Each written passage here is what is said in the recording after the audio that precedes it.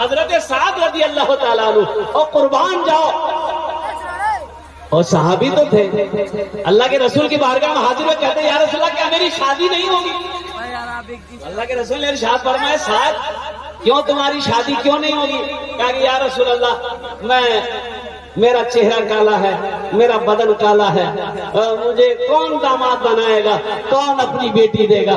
कुर्बान जाओ नौजवानों, अल्लाह के रसूल इरशाद फरमाते हैं, ऐ साद तेरी शादी होगी, तेरा निकाह भी होगा, तू तैयार है? कहा या रसूल अल्लाह, मैं तैयार हूँ, अगर कोई बेटी वाला अपनी बेटी दे देता। हजरत साद रज़ी अल्लाह ताला अन्हु का रंग काला था, बदन काला, चेहरा काला, काला कलोटे थे। कुर्बान जाइए। अभी तो मेरा नौजवान लोग है, मेरा नौजवान है, हे लड़का खपड़ी का तल्ली है, तवा का तल्ली है, उससे पूछिएगा रे किरण को लड़की होना चाहिए तो लिए रे, बोले भैया ब्यूटीफुल होना चाहिए। बोलो बात सही की गलत है? बोलो। और कुर्बान जाओ, सब खूबसूरती लड़की से शादी करोगे तो काली लड़कियों का क्या होगा? सियानी लड़कियों का क्या कहते हैं कि परसियामी लड़कियों का क्या होगा? ओ नौजवानों, सिर्फ सूरत ना देखो, सीरत देखो। अल्लाह के रसूल इरशाद फरमाया, लोग 4 बातों की बुनियाद पर शादी करते हैं। क्या बातों की बुनियाद पर शादी करते हैं? बोलो भाई बोलो भाई। पहले कोई हसब नसब देखता है, खानदान देखता है, कोई हुस्न जमाल देखता है, खूबसूरती देखता है, कोई मालो जर देखता है, माल देखता है, टाका देखता है कि बेटी वाला जमींदार है कि नहीं है, बेटी वाला कोठी वाला है कि नहीं है, बेटी वाला मालदार है कि नहीं है। कोई हुस्न जमाल को देखता है, कोई हसब नसब को खानदान देखता है, ऊंचा खानदान है कि नहीं है, कोई मालो जर देखता है। तुम दीनदारी को तरजीह दो। अल्लाह के रसूल इरशाद फरमाते हैं, तुम दीनदारी को तरजीह दो। जिस लड़की के अंदर में दीनदारी हो, जिस घर के अंदर में दीनदारी हो, उस घर में रिश्ता करो। जिस लड़की के अंदर में दीनदारी हो, उसको अपनी बीवी बनाओ, उसको अपनी बहू बनाओ। जिस लड़के के अंदर में दीनदारी हो, उसको अपना दामाद बनाओ। बात समझ में आ रही है? यहाँ दीनदारी लोग देखते कहाँ? यहाँ तो देखा जाता है टाका, टाका देखा जाता है। कितना जमीन चुका? बोलो 50 कट्ठा जमीन है, मानी क्या सब जमीन दे देगा? अरे बोलो सब जमीन दे देगा? नहीं देगा। बेटी वाला सब जमीन देगा? और कुर्बान जाओ नौजवानों, सिर्फ पैसे की बुनियाद पर, माल की बुनियाद पर, दुनिया की दौलत की बुनियाद पर निकाह ना करो। अल्लाह के हबीब सल्लल्लाहु अलैहि वसल्लम ने इरशाद फरमाया कि दीन की बुनियाद पर निकाह करो। जिस घर के अंदर में दीनदारी हो, वो गरीब ही क्यों ना हो, उस घर के अंदर में दीन रिश्ता करो। अल्लाह इस रिश्ते को पाए तकमील तक मुकम्मल करेगा, ये रिश्ता निभेगा, इस रिश्ते में बरकत है। और कुर्बान जाओ नौजवानों, अल्लाह के रसूल की बारगाह में एक सहाबी ने अर्ज किया, या रसूल अल्लाह, किस चीज में बरकत है, किस काम में बरकत है? अल्लाह के रसूल ने इरशाद फरमाया, निकाह करो, निकाह में बरकत है। निकाह करो, बरकत है। निकाह में बरकत, निकाह में बरकत। भाई निकाह में क्या है? बोलो बोलो। कौन सा निकाह में बरकत है? जो नबी के सुन्नत के मुताबिक जो निकाह किया गया हो, उसमें बरकत है। नबी के सुन्नत के खिलाफ जो निकाह किया गया हो, उस निकाह में वो बरकत कहाँ मिलेगी? अल्लाह के नबी ने इरशाद फरमाया कि निकाह करो, निकाह में बरकत है। और अल्लाह ने इजाजत दे दिया, एक पसंद है एक कर लो, 2 पसंद है 2 कर लो, 3 पसंद है 3 कर लो, 4 पसंद है 4 कर लो। इसके बाद फिर पसंद है, इसका मतलब तुमको पसंद नहीं है, तुमको खुजली की बीमारी है, तुम बीटेक से की दवाई लगाओ। बीवी, अगर आप इंसाफ नहीं कर सकते, ये की काफी। अगर आप इंसाफ नहीं कर सकते, हक अदा नहीं कर सकते, तो आपके लिए क्या बीवी जरूरी है? कितनी है भाई? एक ही काफी है, एक ही काफी है। जिसकी 2 बीवी हो, जिसकी 3 बीवी हो, जिसकी 4 बीवी हो, अगर वो एक इंसाफ ना कर पाए, उसका हशर बड़ा बुरा होगा हशर के मैदान में। इसलिए बताया गया, अल्लाह ने हुक्म नहीं दिया, कुरान में इजाजत दिया है, तुम कर सकते हो। मा ताबा लकुम मिनन निसाए मसना वो सुलासा वो रुबा, 1 2 3 4 बोलो नहीं हो? 4। हमारी माँ बहनें भी सुन रही है। बोले मुल साहब कौन तकरी करी नौजवानों से बहकावई बोल जाके।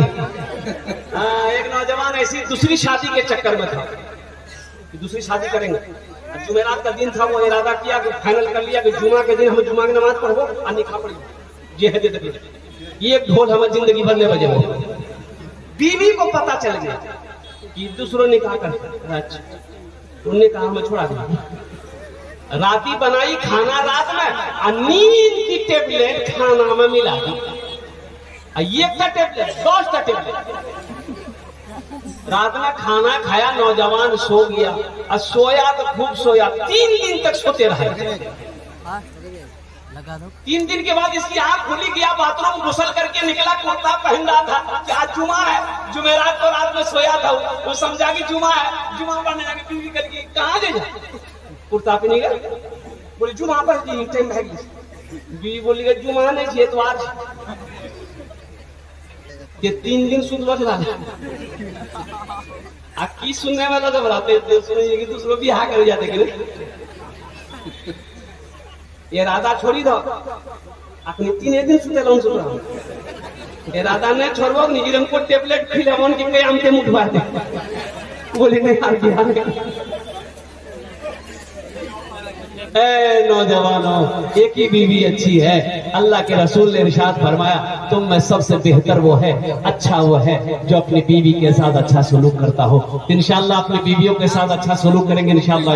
हाथ उठा रहा है बच्चा लोग भी हाथ उठा दिया। हाँ तो कल हो कि ये भी तो बड़ा होगा, ये भी तो जवान होगा, ये भी नबी के सुन्नत के मुताबिक निकाह करेगा। एक बात याद रखिएगा, नबी के सुन्नत के मुताबिक निकाह करोगे मेरे बच्चों तो औलाद जो होगी वो नेक और साले औलाद पैदा होगी। वही औलाद आलिम बनेगी, वही औलाद हाफिज़े कुरान बनेगी, वही औलाद मुफ्ती बनेगी। और एक बात याद रखना, वो औलाद खिदमत करने वाली होगी। और नबी के सुन्नत के खिलाफ अगर शादी करोगे तो जो बच्चा पैदा होगा वो लंगड़ा होगा, वो काना होगा, वो अंधा होगा और वो बौका होगा। इसलिए नबी के सुन्नत के मुताबिक निकाह करना।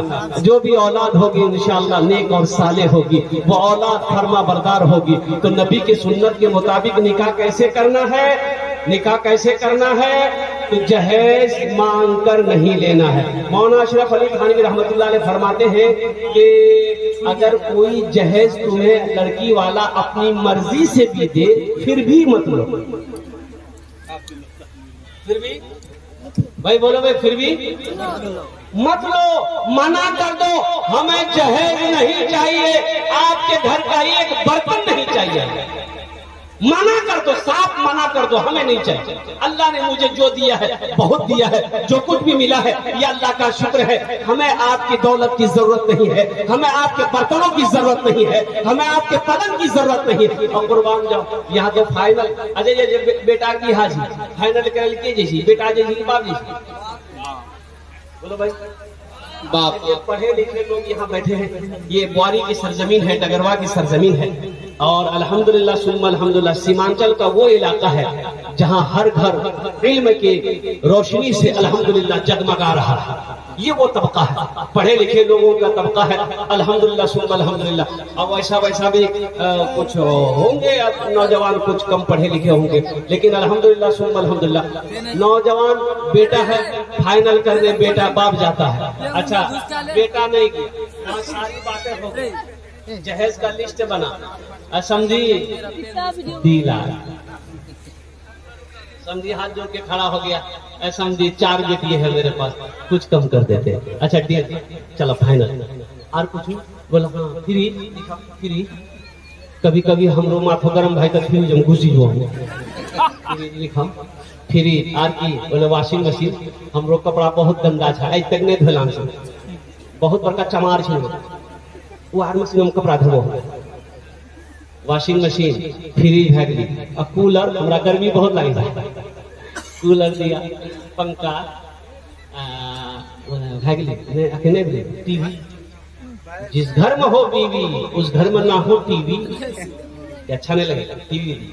अजय बताओ, बारात गई, निकाह करके लड़का अपनी बीवी को घर लेके आया, एक गाड़ी अलग से जाती है जहेज के लिए, जहेज के लिए अलग से गाड़ी जाती है कि नहीं? ट्रैक्टर हो चाहे सवारी गाड़ी हो चाहे ट्रक हो, सारा जहेज का सामान लोड हुआ, लड़के वाले के दरवाजे पे गाड़ी पहुंच गई, जहेज की गाड़ी। अब ईमानदारी से बताइए, पढ़े लिखे लोग, पलंग उतरेगा, गाड़ी से पलंग उतरा, किसके रूम में लगेगा? बाप के रूम में लगेगा कि बेटे के रूम में लगेगा? बेटा। बोलो भाई। बेटा। मांगा कौन है? बाप।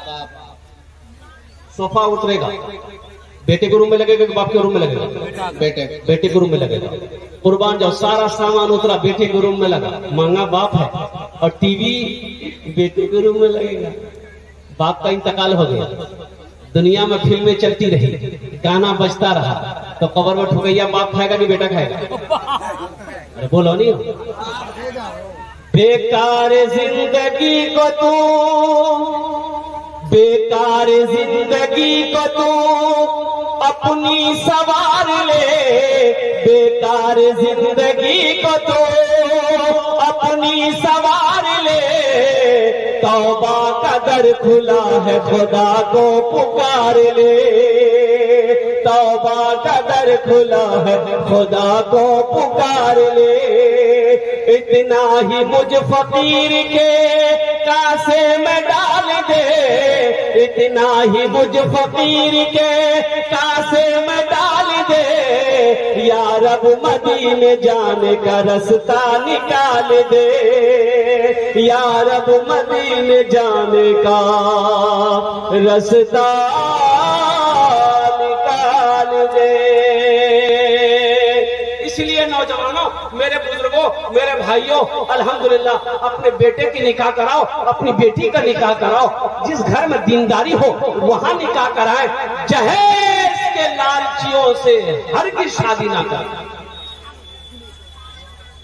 आज वो 1 लाख मांगा है, कल को आपकी बेटी जब आ जाएगी, ससुराल चली जाएगी, 1 महीने 2 महीने के बाद फिर वो पैसा मांगेगा, फिर वो पैसा मांगेगा। ना जाने कितनी लड़कियां आपकी भेंट चढ़ गई, जहेज की भेंट चढ़कर खुदकुशी करती, जान गंवा बैठी है।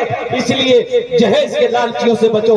जो जहेज मांगे रिश्ता साफ मना कर दो, भाई हम आपको आपके यहाँ घर में, आपके यहाँ हमें रिश्ता नहीं करना है। इंशाअल्लाह अगर आपने इरादा कर लिया तो अल्लाह गैब से रिश्ता भेजेगा, ऐसे लोगों को आपके दरवाजे पे रिश्ता भेजेगा जो जहेज का खिलाफ होगा। इंशाअल्लाह अमल करेंगे मेरे भाई, इंशाअल्लाह। इंशाअल्लाह। एक पैगाम था जहेज के ऊपर में।